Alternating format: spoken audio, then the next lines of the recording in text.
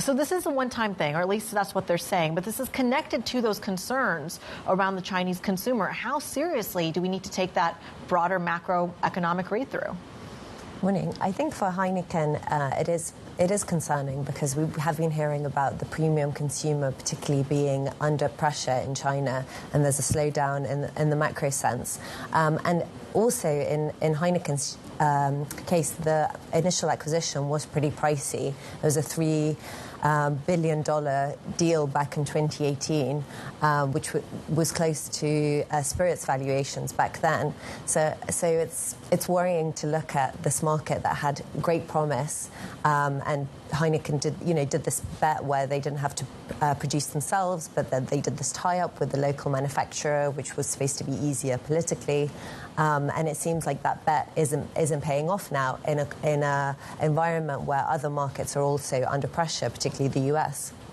It's an interesting dynamic, and Tim, I want you to weigh in here because, of course, you're talking about this from a different sector point of view, the automakers, and I think that the line to be drawn here is that if we're talking about weakness in China hitting like Heineken and others, is that the same story for automakers?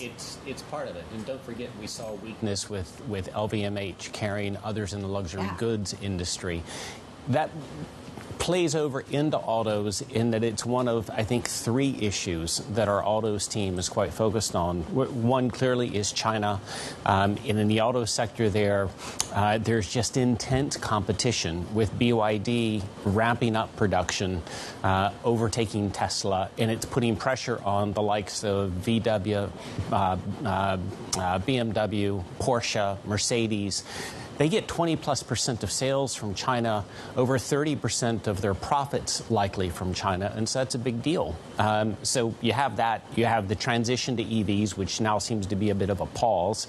And you've got incentives that are rising in the U.S. So the likes of BMW and VW both have headwinds that we'll hear about more when they report their earnings. And that's of course the sector story, and you broadened it out for the entire automakers. Dasha, I want to bring you back in here because even today, when we talk about this as a Heineken taking a hit and the China read-through broadly that Tim was just talking about, Carlsberg is also taking a hit, down about 4% on a day that the markets are doing really, really well.